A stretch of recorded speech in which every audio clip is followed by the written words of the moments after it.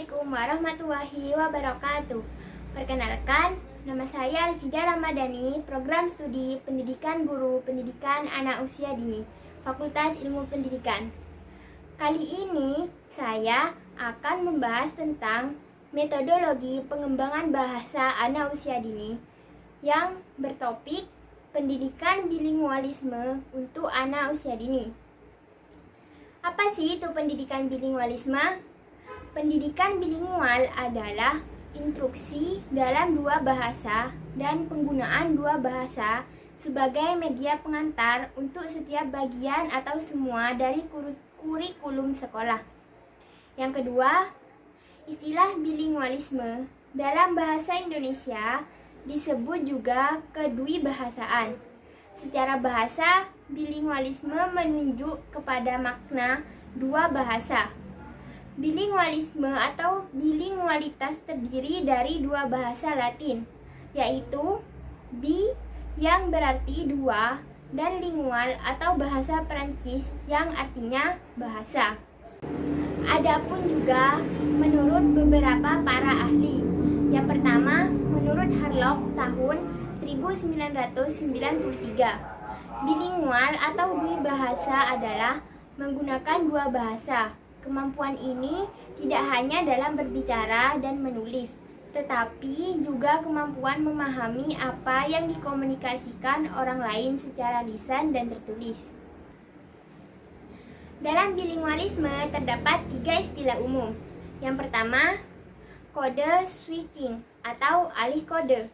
Kemampuan untuk mengubah atau mengganti bahasa yang sedang dipakai menjadi bahasa yang lain dengan benar dan tepat. Kemampuan ini dilakukan oleh anak yang menggunakan bahasa Inggris di sekolah, lalu mengubahnya menjadi bahasa Indonesia pada saat di rumah. Kemampuan ini biasanya hanya dapat dilakukan pada saat anak sudah memahami kedua bahasa dengan baik. Yang kedua, simultan language acquisition atau pemerolehan bahasa simultan merupakan pembelajaran bahasa secara bersamaan sebelum anak berusia 3 tahun. Istilah ini juga dikenal dengan bilingual first language acquisition. Pemerolehan dua bahasa didapatkan oleh anak pada saat bersamaan. Biasanya ini terjadi pada anak yang memiliki orang tua yang berbeda bahasa dan negara. Misalnya, ibunya berwarga negaraan Amerika dan ayahnya berkewargaan negara Perancis. Yang ketiga, success language acquisition atau akuisisi bahasa berturut-turut. Pemerolehan bahasa kedua dalam success language acquisition ini dapat terjadi baik di rumah maupun di sekolah-sekolah, mulai dari tingkat TK sampai pada perguruan tinggi, dalam rangka memberi kecakapan berbahasa asing dan menjadi bilingual. Taman kanak-kanak merupakan saat yang tepat untuk memulai success language acquisition. Pada masa Golden Age ini, perkembangan bahasa berkembang dengan baik. Nah, selanjutnya, metode pembelajaran bilingual untuk anak usia dini. Yang pertama, mulai dengan menggunakan dua bahasa sejak awal ketika bercakap-cakap dengan anak. Biarkan dia mengenal kedua bahasa tersebut, karena berdasarkan hasil penelitian bahwa tidak ada dampak negatif apabila anak diekspos dalam dua bahasa sejak dini. Yang kedua, apabila di sekolah atau salah satu bahasa digunakan secara eksklusif, digunakan bahasa lain secara intensif di rumah. Dengan demikian, exposure tetap dalam bahasa yang berbeda pada tempat atau situasi yang berbeda. Yang ketiga, sediakan anak-anak dengan kesempatan media atau sumber belajar dua bahasa dalam kesehariannya. Misalnya, buku-buku cerita yang menarik dalam bahasa Inggris dan berbicara dengan orang tua dalam berbahasa Indonesia. Nah, selanjutnya adapun juga 3 saran untuk membantu anak menjadi bilingual menurut Grosjean. Yang pertama, metode one person one language, yaitu suatu metode di mana masing-masing orang menggunakan satu bahasa ketika berinteraksi dengan anak. Yang kedua, metode one home language only, yaitu metode di mana bahasa yang dipakai di rumah adalah bahasa yang lebih lemah saja. Yang ketiga, metode the second variant, yaitu metode penggunaan hanya satu bahasa baik di rumah maupun di luar rumah pada 4 tahun pertama usia anak. Kemudian, sejak usia 4 tahun, mereka sudah memulai kegiatan belajar di luar rumah secara rutin dan terjadwal. Nah, selanjutnya, menurut May tahun 2008, pendidikan bilingual dibagi menjadi 3 jenis. Yang pertama, transisional atau transisi. Pendidikan bilingual transisi ini biasanya dimulai pada TK atau SD dengan menggunakan bahasa pertama sebagai media pengajaran. Dengan model ini, pertama bahasa yang digunakan secara dominan adalah bahasa pertama siswa. Penggunaan bahasa ini semakin lama semakin dikurangi frekuensinya, dan pada akhirnya ditinggalkan dan diganti dengan penggunaan bahasa kedua atau bilingual. Program bilingual transisi ini bisa secara bertahap membangun atau meningkatkan tingkat bilingualisme dan rehabilitasi.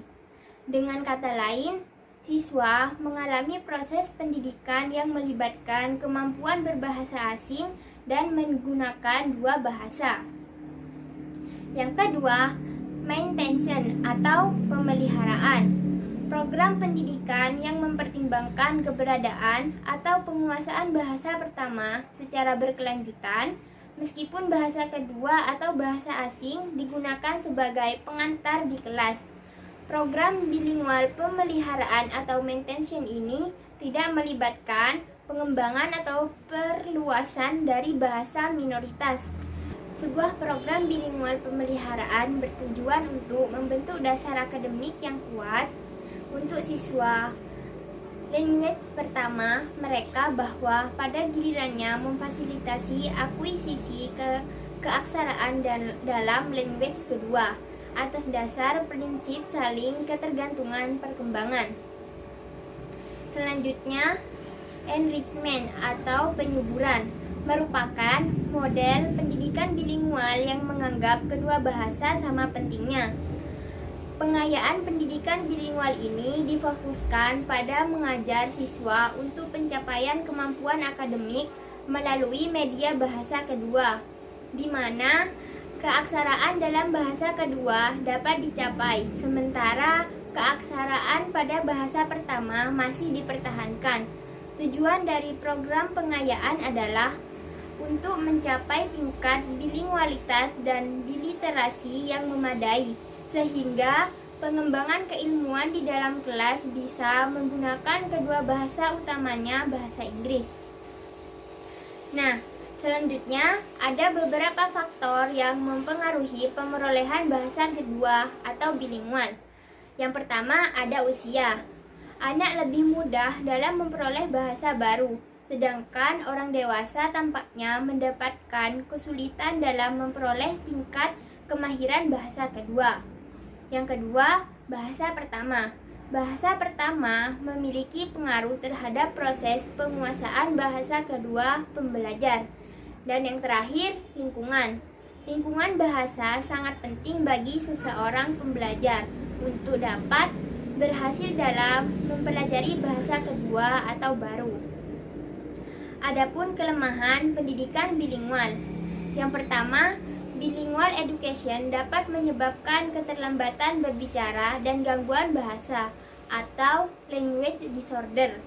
Yang kedua, menurut MC Laugin atau dalam Singgih tahun 2006 adalah adanya masa ketika kemampuan anak dalam menggunakan bahasa asli tampak berkurang, namun bahasa keduanya juga tidak berkembang atau language imbalance. Adapun kelebihan pendidikan bilingual. Menurut Douglas Brown atau dalam Kasari tahun 2013 menyatakan bahwa anak-anak yang mempelajari dua bahasa secara bersamaan berhasil menguasai keduanya dengan menggunakan strategi serupa. Pada dasarnya, ketika mereka mempelajari kedua bahasa yang berbeda, kunci keberhasilan mereka adalah ketika mereka dapat membedakan dua konteks masing-masing bahasa. Dan yang terakhir, menurut Lambert dalam Kasari tahun 2013, bahwa anak bilingual lebih mudah menangkap pembentukan konsep dan memiliki keluasan mental yang lebih besar dikarenakan mereka telah terbiasa mempelajari dua bahasa dan mengatasi kebingungan mereka di awal. Nah, mungkin itu saja yang bisa dapat saya sampaikan. Kurang lebihnya mohon maaf. Wassalamualaikum warahmatullahi wabarakatuh. Sampai jumpa di lain waktu.